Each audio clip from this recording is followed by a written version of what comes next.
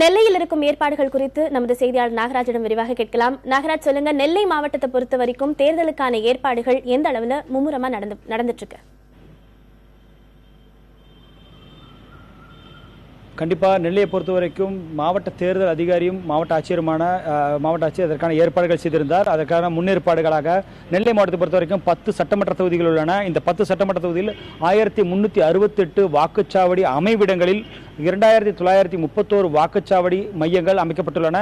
இந்த மையங்களில் பதற்றமான வாக்குச்சாவடிகள், அதாவது 2933 வாக்குச்சாவடிகளில் 21 வாக்குச்சாவடிகள் பதற்றமானவை என்றும் 266 வாக்குச்சாவடிகள் மிகவும் பதற்றமானவை என கணக்கிடப்பட்டுள்ளது. அதன்படி இந்த 287 வாக்குச்சாவடிகளுக்கு 3 வகையில் பாதுகாப்பு ஏற்பாடுகள் போடப்பட்டுள்ளது.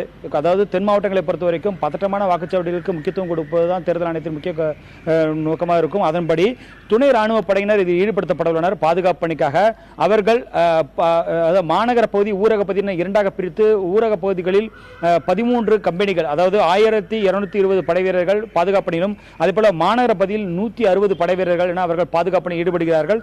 அதே போல மாநகர காவலர் பகுதியில் காவலர்கள் என பார்க்கும் பொழுது 169 பேரும், ஊரக பகுதியில் 4062 பேர் என பாதுகாப்பு பணியில் ஈடுபட்டுள்ளனர். எனவே காவலர்களை பொறுத்த வரைக்கும் 4831 காவலர்களும், அதே போல துணை ராணுவ படையினர் 1380 துணை ராணுவ படையினர், அதே போல 942 முன்னாள் ராணுவத்தினர் மற்றும் ஊர்காவல் படையினர் இந்த பாதுகாப்பு பணியில் ஈடுபட உள்ளனர். இவர்கள் இந்த பதற்றமான வாக்குச்சாவடிகளை மிகவும் கண்காணித்து வருவார்கள் என தேர்தல் ஆணைய தரப்பில் தெரிவிக்கப்பட்டுள்ளது.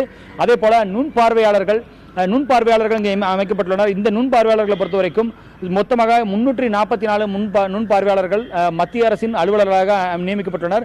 அவர்கள் இங்கு தேர்தல் நடைபெறும் இந்த பதற்றமான வாக்குச்சாவடிகள் நடைபெறக்கூடிய தேர்தல் பதிவுகளை உடனுக்குடன் அந்த மத்திய தேர்தல் அலுவலகத்துக்கு தெரிவிப்பார்கள். அதே போல இணையதள வீடியோ பதிவு, அதாவது வெப்காஸ்ட் என்று சொல்லக்கூடிய இந்த பதற்றமான வாக்குச்சாவடிகள் அனைத்துமே வீடியோ கண்காணிப்பு மூலமாக கண்காணிக்கப்பட்டு வருகிறது.